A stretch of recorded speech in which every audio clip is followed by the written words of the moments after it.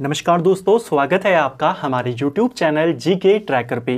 देखिए फ्रेंड्स, आज के वीडियो में हम बात करेंगे जो हमारी एक सीरीज़ है टॉप जीके एमसीक्यू सीरीज़, और इस सीरीज़ की आज हम 159वीं क्लास यहाँ पर कवर करेंगे।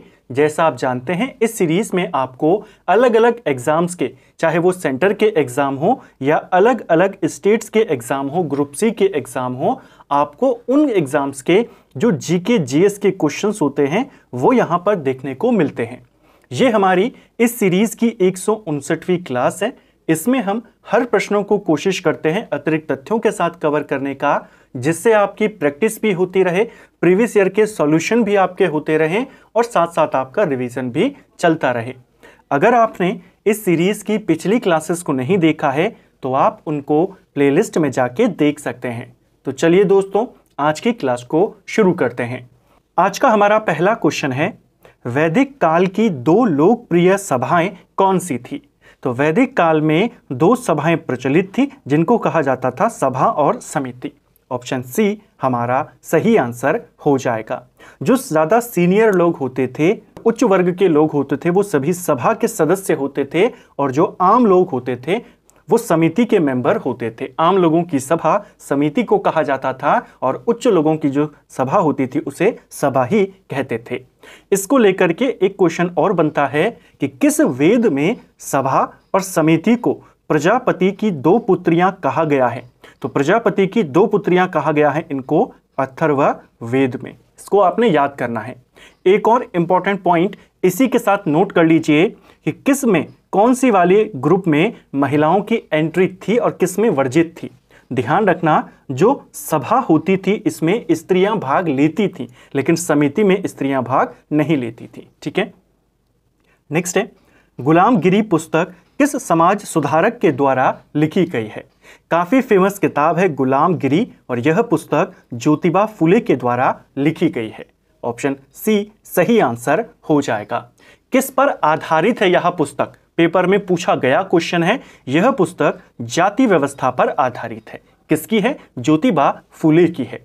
इनको लेकर के दो तीन बातें हैं, उनको इसी के साथ नोट करते हुए चलें, और अगर आप जानते हैं तो उनको रिवाइज करते हुए चलें।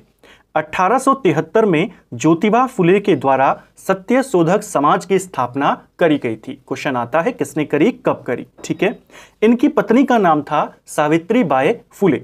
सावित्रीबाई फुले ने पुणे में एक बालिका विद्यालय की स्थापना करी थी, और ये भारत की पहली महिला शिक्षिका जानी जाती हैं। इनकी पत्नी। क्वेश्चन आएगा भारत की पहली महिला अध्यापिका कौन है? तब आप कहेंगे सावित्रीबाई फुले। ठीक है, निम्न में से किस शासक ने अपनी राजधानी मुर्शिदाबाद से मुंगेर स्थानांतरित करी थी? तो बंगाल प्रांत की राजधानी मुर्शिदाबाद में थी, और यहां से राजधानी मुंगेर लेकर कौन गया था? मीर कासिम गया था। ऑप्शन डी इसका सही आंसर होगा। बंगाल को लेकर के, बंगाल के शासकों को लेकर के लगातार सवाल आते हैं, क्योंकि काफी इंपॉर्टेंट प्रांत था ब्रिटिश काल में भी और मुगलों के काल में भी। ठीक है, स्वतंत्र बंगाल प्रांत की स्थापना किसने करी थी? यहाँ का पहला स्वतंत्र शासक कौन था? तो उसका नाम था मुर्शिद कुली खान। मुर्शिद कुली खान के समय जो राजधानी थी बंगाल की वो ढाका थी। मुर्शिद कुली खान ने राजधानी को ढाका से हटाकर मुर्शिदाबाद लेकर गया, और मुर्शिदाबाद से मुंगेर मीर कासिम लेकर गया। ठीक है, नेक्स्ट है, पंचायतों के सभी चुनाव किसके द्वारा आयोजित किए जाते हैं? तो पंचायतों के सभी चुनाव, जो हमारे ग्राम पंचायत के चुनाव होते हैं, 3 स्तरों पर चुनाव होते हैं, क्षेत्र पंचायत, जिला पंचायत, ग्राम पंचायत, ये सारे चुनाव राज्य चुनाव आयोग करवाता है। ऑप्शन बी सही आंसर होगा। देखिए, जो विधायक के, लोकसभा सदस्यों के, राष्ट्रपति के, उपराष्ट्रपति के ये जो चुनाव होते हैं वो केंद्रीय चुनाव आयोग करवाता है। विधानसभा के भी वही करवाता है, लेकिन जो पंचायत चुनाव होते हैं वो राज्य चुनाव आयोग के द्वारा कराए जाते हैं। राज्य चुनाव आयोग की जो गठन किया गया है वो आर्टिकल 243 के तहत किया गया है। ये भी पेपर में आता है, कौन सा आर्टिकल है जो राज्य चुनाव आयोग यानी राज्य निर्वाचन आयोग से, उसके गठन से संबंधित है। तो ऑप्शन बी यहां पर सही है, और आर्टिकल 243 के है। पंचायतों के ऊपर, पंचायती राज के ऊपर, पंचायती राज से जुड़ी समितियों के ऊपर एक डिटेल्ड वीडियो ऑलरेडी बना है संविधान डिटेल सीरीज में, आप उसको देख सकते हैं। प्राचीन भारत में आक्रमणकारियों के संदर्भ में निम्न में से कौन सा सही काल अनुक्रमिक है? तो विदेशी आक्रमण जब भारत में हुए थे प्राचीन काल में, तो विदेशी आक्रमण का क्रम आपने लगाना है कि पहले किसने आक्रमण किया था। भारत पर पहले यूनानियों ने आक्रमण किया था। यूनानियों के बाद भारत में शकों का आक्रमण हुआ। शकों के बाद भारत में पहलव जो राजा थे वो आए, और पहलवों के बाद भारत में कुषाण शासकों का आक्रमण हुआ। तो यूनानी, शक और कुषाण, क्योंकि पहलव विकल्प में है नहीं तो इसको हटा देंगे अभी फिलहाल के लिए। यूनानी, शक, कुषाण, यूनानी, शक, कुषाण, ऑप्शन ए हमारा सही उत्तर हो जाएगा। कई बार आपको यही तीन महत्वपूर्ण वंश देता है, कई बार बीच में पहलव को जोड़ देता है, बस इतना ध्यान रखना कुषाणों से पहले पहलव आए थे। नेक्स्ट है, समाचारों में अक्सर देखे जाने वाला शब्द स्मर्फिंग किससे संबंधित है? बहुत ही इंपॉर्टेंट एक शब्द है, नया शब्द है, जो महत्वपूर्ण शब्दावलियां होती हैं उनको लेकर सवाल बन जाता है। स्मर्फिंग की बात करें तो यह मनी लॉन्ड्रिंग की एक तकनीक है। ऑप्शन बी सही आंसर होगा। मनी लॉन्ड्रिंग का एक टेक्निक है, यानी एक तरीका है मनी लॉन्ड्रिंग करने का। इसे स्ट्रक्चरिंग के नाम से भी जाना जाता है। ठीक है, स्ट्रक्चरिंग भी इसको कहते हैं। इसमें होता क्या है, जैसे मान लीजिए किसी के पास बहुत सारा काला पैसा है, तो वो क्या करेगा, उस काले पैसे को छोटे छोटे अमाउंट में अलग अलग बैंक खातों में जमा कर देगा, ताकि वो जो एजेंसीज हैं उनसे बच सके। इसी प्रक्रिया को कि अपने बड़े पैसे को, अपनी बड़ी अमाउंट को छोटे छोटे अमाउंट्स में अलग अलग बैंक खातों में रखना, वही कहलाता है स्मर्फिंग। किससे संबंधित है? मनी लॉन्ड्रिंग से संबंधित है। ठीक है, उसका एक तरीका है, काफी ज्यादा इसका इस्तेमाल होता है, कॉमन टेक्निक है। ठीक है, निम्न में से कौन सा देश यूनिफाइड पेमेंट इंटरफेस यूपीआई भुगतान प्रणाली स्वीकार करने वाला पहला यूरोपीय देश है? यह भी एक करंट का क्वेश्चन है, पेपर में पूछा गया था। इसी साल की एक घटना है, गणतंत्र दिवस के आसपास की, हो सकता है इसी साल और एग्जाम में भी पूछ ली जाए। भारत का है यूपीआई, इसका फुल फॉर्म पूछा जाता है। इसको स्वीकार करने वाला, इसकी प्रणाली को अपनाने वाला पहला यूरोपीय देश बना है फ्रांस। ऑप्शन सी सही उत्तर होगा। नेक्स्ट है, टी20 क्रिकेट में 300 से अधिक रन बनाने वाली पहली क्रिकेट टीम कौन सी है? देखिए, टी20 क्रिकेट मैच में एक पारी में 300 से ज्यादा रन बनाने वाली पहली टीम बनी थी नेपाल। ऑप्शन ए सही आंसर होगा। जो चाइना में आपके एशियन गेम्स हुए थे, एशियन गेम्स में नेपाल और मंगोलिया के बीच में एक मुकाबला हुआ था, एक टी20 का मैच हुआ, और उसी मैच में नेपाल ने 314 रन बनाए थे, जो कि पहली बार है किसी टी20 मैच की एक पारी में इतने रन यहां पर बने हों। सोशल मीडिया के संदर्भ में इन्फ्लुएंसर शब्द का क्या अर्थ है? यह भी पेपर में आया था, और टेक्नोलॉजी की जो शब्दावलियां हैं, सोशल मीडिया की जो शब्दावलियां हैं, वो पूछी जाती रहती हैं। हालांकि एक कॉमन सा शब्द है, आप आसानी से बता देंगे। इन्फ्लुएंसर यानी एक अर्थपूर्ण फॉलोअर्स वाला व्यक्ति जो उपभोक्ता की पसंद को प्रभावित करता है। ऑप्शन बी सही आंसर हो जाएगा। निम्न में से किस भारतीय को ब्रिटेन के सम्राट चार्ल्स तृतीय द्वारा नाइटहुड से सम्मानित किए जाने की घोषणा फरवरी 2024 में करी गई? तो ब्रिटेन का एक काफी महत्वपूर्ण पुरस्कार है, काफी महत्वपूर्ण सम्मान है, नाइटहुड की उपाधि। यह एक भारतीय को दी गई ब्रिटेन के सम्राट के द्वारा, और इनका नाम है सुनील भारती मित्तल। ऑप्शन ए सही उत्तर यहां पर हो जाएगा। ठीक है, नेक्स्ट है, संविधान में वर्णित निम्न में से कौन सा एक प्रक्रिया को आयरलैंड के संविधान से नहीं लिया गया है? तो किस देश के संविधान ने हमने क्या उनके संविधान से ग्रहण किया है, वो सब हमने डिटेल वाली क्लास में देखा था। उस टॉपिक से आपके कई सवाल बन जाता है। आयरलैंड के संविधान से हमने क्या क्या लिया है? आयरलैंड के संविधान से हमने डीपीएसपी को लिया है। आयरलैंड के संविधान से हमने राष्ट्रपति के निर्वाचन की पद्धति को लिया है। आयरलैंड के संविधान से हमने राज्यसभा के सदस्यों का मनोनयन भी लिया है, लेकिन निर्वाचन हमने राज्यसभा के सदस्यों का आयरलैंड से नहीं लिया है। तो ऑप्शन आपका ए यहां पर गलत होगा। हमने डीपीएसपी को भी आयरलैंड से लिया है, राष्ट्रपति की निर्वाचन पद्धति को भी लिया है, और राज्यसभा में जो 12 सदस्य अलग अलग क्षेत्रों से, कला के क्षेत्र से, समाज सेवा के क्षेत्र से जो मनोनीत किए जाते हैं राष्ट्रपति के द्वारा, वो हमने आयरलैंड से लिया है।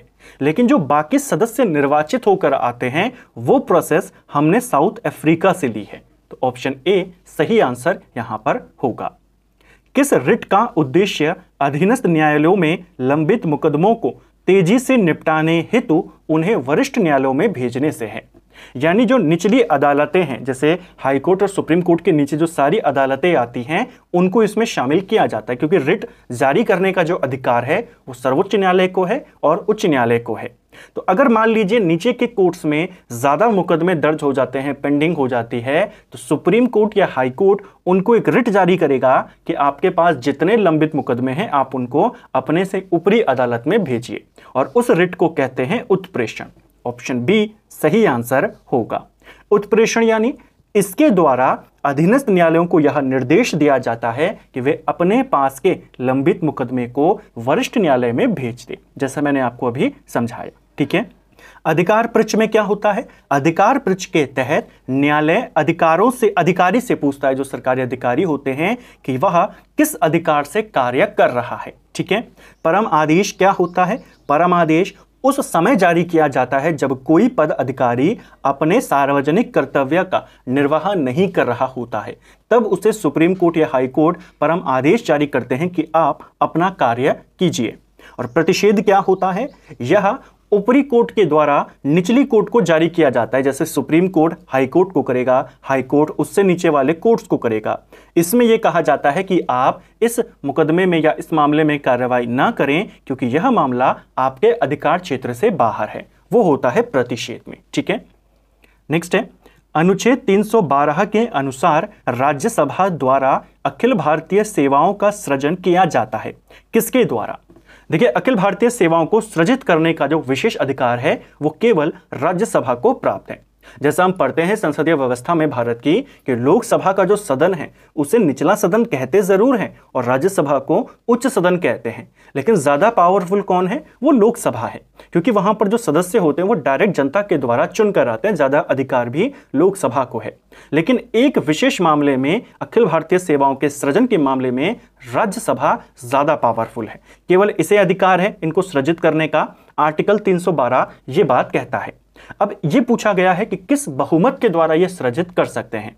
तो राज्यसभा में अगर आपके पास 2/3 बहुमत है तो आप अखिल भारतीय सेवाओं का सृजन कर सकते हैं। नेक्स्ट है, किसी एक ही व्यक्ति को 2 या 2 से अधिक राज्यों का राज्यपाल नियुक्त किया जा सकता है। यह किसमें वर्णित है? देखिए, हमारे संविधान में राज्यपाल को लेकर के भी आर्टिकल स्पष्ट किए गए हैं। राज्यपाल के बारे में कहा गया है कि हर एक राज्य का एक राज्यपाल होगा। ठीक है। यह बात कही गई है आर्टिकल 153 में। लेकिन 1955 में एक संविधान संशोधन किया गया, 7वां संवैधानिक संशोधन, और इसमें कहा गया कि एक ही व्यक्ति 2 या 2 से ज्यादा राज्यों का राज्यपाल हो सकता है। वो बात भी इसी आर्टिकल में जोड़ी गई। तो ये बात किस आर्टिकल में? यहां पर संशोधन नहीं पूछा है, ना आपसे वर्ष पूछा है कि किस वर्ष ये किया गया, आपसे केवल अनुच्छेद पूछा है। तो ये 153 में कहा गया है, जिसमें पहले ये कहा गया है कि हर राज्य का एक राज्यपाल होगा, और फिर 7वें संशोधन के द्वारा 1956 में इसमें यह भी जोड़ा गया कि एक ही व्यक्ति को 2 या अधिक राज्यों का राज्यपाल बनाया जा सकता है। ठीक है। एक और बात, क्वेश्चन बनता है पेपर में, बन चुका है पेपर में, कि जब एक व्यक्ति 2 राज्यों का राज्यपाल होता है तब उसे वेतन भत्ता जो मिलता है वो कैसा मिलता है? यानी दोनों राज्यों का मिलेगा, एक ही राज्य के राज्यपाल के तौर पर मिलेगा, कैसे मिलेगा? तो अगर कोई व्यक्ति एक ही समय पर 2 राज्यों का राज्यपाल है तो राष्ट्रपति के द्वारा जो अनुपात तय किया जाएगा उसी अनुपात में उसे वेतन मिलेगा। ठीक है। नेक्स्ट है, सल्तनत काल में बरीद ए मुमालिक क्या होता था? तो देखिए, सल्तनत काल की प्रशासनिक व्यवस्था को लेकर के, सल्तनत काल के महत्वपूर्ण अधिकारियों को लेकर के भी हमारी एक डिटेल सीरीज बनी है दिल्ली सल्तनत के ऊपर, जिसमें हमने सभी वंशों को देखा और फिर उसके प्रशासन व्यवस्था को देखा। उसमें हमने कवर किया था बरीद ए मुमलिक, ये होता है गुप्तचर विभाग का प्रमुख। ऑप्शन ए हमारा सही उत्तर यहां पर हो जाएगा। ठीक है, तो इसको भी ध्यान रखेंगे। नेक्स्ट है, जलियांवाला बाग हत्याकांड की जांच हेतु कांग्रेस द्वारा किसकी अध्यक्षता में तहकीकात कमेटी का गठन किया गया था? तो देखिए, जलियांवाला बाग हत्याकांड 13 अप्रैल 1919 में हुआ। इस हत्याकांड की जांच के लिए अंग्रेजों के द्वारा एक कमीशन बनाया गया था, जिसे हंटर कमीशन कहते हैं। कांग्रेस ने भी इसके लिए एक कमेटी बनाई थी जिसे तहकीकात कमेटी कहा गया, और इस कमेटी के अध्यक्ष मदन मोहन मालवीय थे। ऑप्शन सी सही आंसर होगा।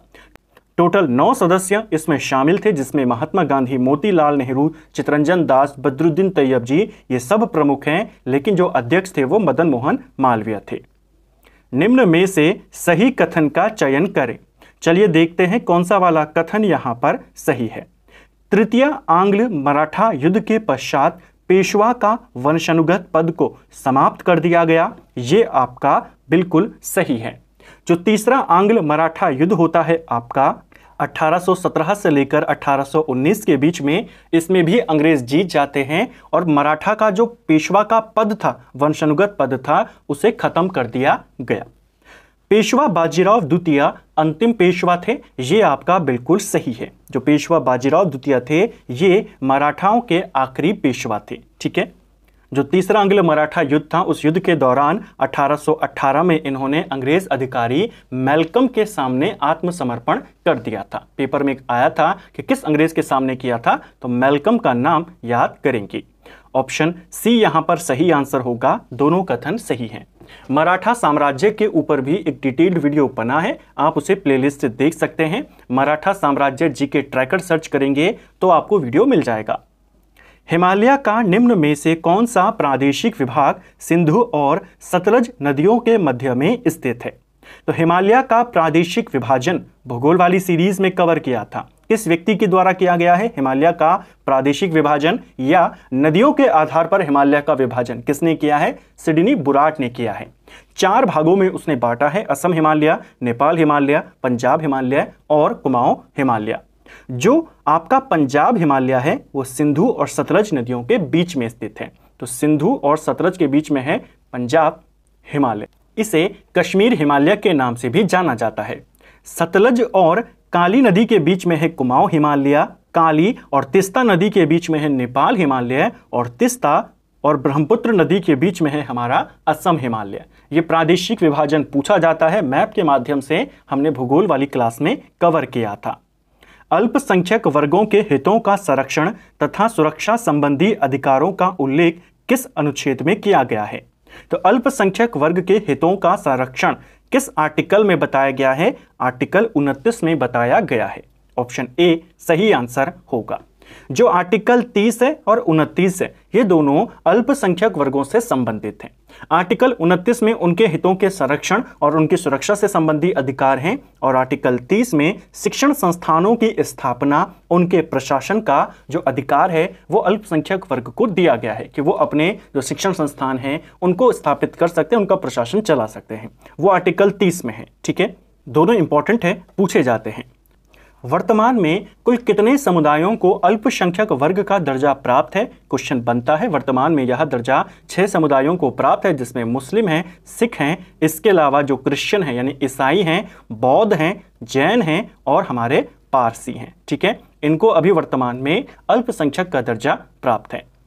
निम्न में से किस समिति का संबंध बैंकिंग संरचना सुधार से है? तो बैंकिंग संरचना सुधार से संबंधित समिति कौन सी हो जाएगी? सही आंसर है नरसिम्हन समिति। ऑप्शन सी हमारा सही उत्तर यहां पर हो जाएगा। 1991 के आर्थिक संकट के बाद जो बैंकिंग क्षेत्र था उसमें सुधार करने की दृष्टि से 1991 में ही इस समिति का गठन किया गया था, ठीक है। नरसिम्हन समिति का गठन इंपॉर्टेंट है, ध्यान रखेंगे। तो फ्रेंड्स, ये था हमारा आज का वीडियो जिसमें हमने जीके के 20 इंपॉर्टेंट एमसीक्यूज को यहाँ पर कवर किया। अतिरिक्त तथ्यों के साथ इनको देखा, कोशिश करी, साथ साथ इनको यहीं पर रिवाइज भी करते हुए चले एक्स्ट्रा फैक्ट के माध्यम से। उम्मीद करता हूं आपको आज का वीडियो पसंद आया होगा।